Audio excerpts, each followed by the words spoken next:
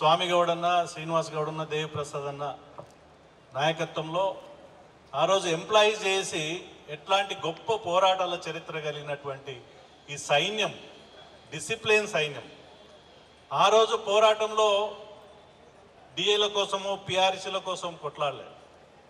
తెలంగాణ 3.5 కోట్ల తెలంగాణ ప్రజల ఆత్మ గౌరవం కోసం సైన్యం ఈ ప్రజల్ని కాపాడుకొని ఇవాళ తెలంగాణ రాష్ట్రంలో ఉన్నాం.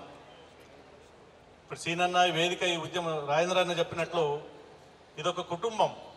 ఇక్కడికి వస్తే అన్నీ మర్చిపోతాం, హోదాలు అన్నీ మర్చిపోయి ఫ్యామిలీ మెంబర్స్ తోటి మనసు విప్పి మాట్లాడుకున్నటువంటి వేదిక ఇది. నాయన్ నర్సన్న గుర్తు చేసిండు, 2005లో సీనన్న మేమందరం కలిసి ఇక్కడే మొజంజాయ్ మార్కెట్లో డైరీ సభని ఆ రోజు ఆవిష్కరించుకున్నాం, వివేకవర్ధని హాల్లో.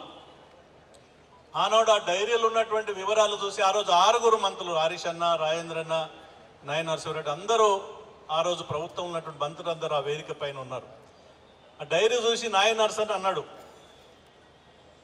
ఇంత అన్యాయం జరుగుతుందా తెలంగాణకి? ఆంధ్రోళ్ళంతా దొంగలే, ఆంధ్ర ఉద్యోగులు దొంగలే, తెలంగాణ అధికారులు దద్దమ్మలని అన్నాడు ఆ రోజు. నెక్స్ట్ డే అన్ని పేపర్లు, ఆ రోజు ఉన్నటువంటి టీవీ ఛానళ్ళు, పేపర్లన్నీ కూడా పేద అక్షరాలతోటి రాసింది. తెల్లారి క్యాబినెట్, రాజశేఖర రెడ్డి గారు ముఖ్యమంత్రి, క్యాబినెట్లో పెట్ల పంచాయతీ జరిగింది అన్న చెప్పిండు. అయినా దాని మీద వివరణ ఇవ్వడానికి ఆనాటి ముఖ్యమంత్రి అడిగితే నేను ఇదే మాటకు 100 సార్లు అంటానని కూడా ఆ రోజు నాయన్ నరసింహారెడ్డి గారు ప్రకటించడం జరిగింది. దానికి ప్రత్యేక ఏంటంటే, మీరైతే మాట్లాడిరన్నా, మాకు సీనన్న మీద మా పైన చివరికి ఉద్యోగాలను తీసే ప్రయత్నం ఆ రోజు జరిగింది. మాకు అందరికీ మెమోలు ఇచ్చిండ్రు, రాజద్రోహం కేసులు పెట్టిండ్రు. ఇంతకుముందు రాజేంద్ర అన్న చెప్పిండు, దేశద్రోహం కేసులు పెట్టిండ్రు. చివరికి 2008లో మా ఉద్యోగాలు ఊడవెక్తే రాజీనామా చేస్తాం, ఏం చేసుకుంటా చేసుకోవడం సీనన్న మేము సిఎస్ ఆఫీస్లో అట్లా పత్రాలు విడిచినటువంటి సంఘటనలు.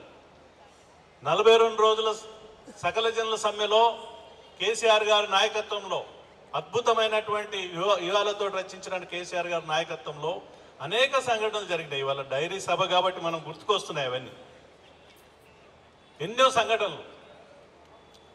సడక్ బంద్లో సీనన్నను తీసుకుపోయి బహబూబ్నగర్ జైల్లో పెట్టడం జరిగింది, దేశద్రోహ కేసులు పెట్టడం జరిగింది, రకరకాల కేసులు, వేధింపులకు నిలబడి ఉద్యోగాలు ఊడిపోయినా పర్వాలేదని చెప్పేసి ఆ రోజు నిలబడ్డం కాబట్టి వాళ్ళ తెలంగాణ రాష్ట్రంలో మనం అందరం ఉన్నామని, ఇదందరి ఈ సైన్యం పోరాటంలో విజయం సాధించింది. సరే, నీళ్లు, నిధులు, నియామకాల ద్వారా తెలంగాణ రాష్ట్రాన్ని సాధించుకున్నాం. ఇవాళ దేశంలో ముఖ్యమంత్రి గారి నాయకత్వంలో దేశంలోనే నంబర్ 1 రాష్ట్రంగా అనేక రంగాల్లో నిలిచింది. అవార్డులు, రివార్డులు వచ్చినటువంటి సంఘటనలు చూసినాం. రాజేంద్ర అన్న మాట్లాడినా, రవణ మాట్లాడినా, ఉద్యోగుల సమస్యలు మనం పోరాడినాం. మన రాష్ట్రంలో మన సమస్యలు ఇంకా పరిష్కారం కాలేదు అని ఆ ఆవేదన మనకున్నది. తప్పకుండా సమయం వస్తుంది. నాకు తెలిసి 2020 తెలంగాణ ఉద్యోగుల సంవత్సరంగా నేను భావిస్తూ ఉన్నాను. సీనన్న ఎక్కడే ఉన్నాడు, క్యాబినెట్లో ఉన్నారు వాళ్ళు. ముఖ్యమంత్రి గారికి ఈ సమస్యలన్నీ తెలుసు. సమయం, సందర్భాన్ని బట్టి సమస్యలు పరిష్కరించడానికి వాళ్ళు ఎల్లవేళలా ముందుంటారు అన్నటువంటి ఒక ఉదాహరణ. 2014 తర్వాత అప్పటికి పిఆర్సీ రిపోర్ట్ వచ్చి అప్పటికే కొన్ని గంటల ముందు ముఖ్యమంత్రి గారు ఆ రోజు దేవిప్రసాద్ అన్నకి, సీనన్నని, రవీంద్రని మమ్మల్ని పిలిచింది. లంచ్ టైంలో ముఖ్యమంత్రి గారే ఆ ఇష్యూని, పిఆర్సీ రిపోర్ట్ వచ్చింది, ఏం చేద్దామన్నారు. మాకెందుకు ఆ రోజు అందరికీ 4గురికి ఒకే మాట వచ్చింది, సార్ మేము 42 రోజుల సకల జనుల సమ్మె చేసినాం, 42% ఇస్తే బాగుంటుందని చెప్పేస్తే ఆ 42% అక్కడే ప్రకటించడం జరిగింది. 42% డిసైడ్ అయిందని. 42% పేరుతోటి ఇంకొక ముందుకెళ్ళి 43% రూపంలో జీవో ఇచ్చినటువంటి సందర్భాలు ఉన్నాయి ఈ రాష్ట్రంలో. ముఖ్యమంత్రి గారికి ఉద్యోగుల సమస్యలన్నీ తెలుసు. సమస్యల్ని గుర్తించడానికి, వారికి రిమైండ్ చేయడానికి మన అందరి తరపునే వాళ్ళ క్యాబినెట్లో మంత్రివర్గంలో ఉన్నటువంటి మన అన్న శ్రీనివాస్ గౌడ్ అన్న తప్పకుండా చొరవ తీసుకొని సమస్యలకు పరిష్కారం తప్పకుండా లభిస్తుందని నేను ఆశిస్తూ ఉన్నాను.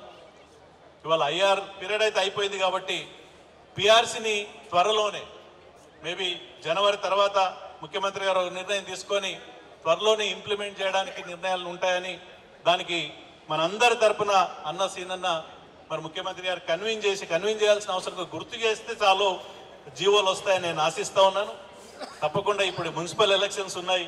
ఎలక్షన్స్ తర్వాత బహుశా ఇంకా రాష్ట్రంలో అనేక సమస్యలు పరిష్కారం కన్నటువంటి ఘనత మన గౌరవనీయ ముఖ్యమంత్రి గారికి ఉంది. కాబట్టి ఉద్యోగుల సమస్యలు కూడా వారు మరి ముజీబన్న అద్భుతంగా ప్రారంభంలో చెప్పిండు. ఆయన వింగ్ కమాండర్, ముజీబన్ అంటేనే కమాండర్, ఎక్కడ కాంప్రమైజింగ్ ఉండదు. ప్రారంభంలోనే అన్ని విషయాలు చెప్పడం జరిగింది ఉద్యోగుల సమస్యలు. ఆ ముజీబన్న చెప్పినటువంటి ప్రతి సమస్యకి 2020 ఎర్లీ జనవరి కానీ ఫిబ్రవరిలో కానీ సమస్య పరిష్కారం ఉంటుందని నేను ఆశిస్తూ, ఇంకా ఇప్పటికే చాలా సమయమైంది అన్న కూడా చాలా దూరం నుంచి ఈ సభకి రావడం జరిగింది. వారికి అవకాశం ఇస్తూ వారు అన్న చెప్తాడు. నాకు ఇచ్చినటువంటి అవకాశానికి ధన్యవాదాలు. సెలవు. జై తెలంగాణ. సీనన్నా ఇది మంచిగా ఉంది చూడు ఈక్వేషన్. సీనన్న ఇస్తారు చప్పట్లు కొట్టాలి ఒకసారి, మళ్ళీ అందరికి ఉద్యోగాలు ఇప్పిస్తారు. ఇట్లా పిల్లలకి మాకు కాదు.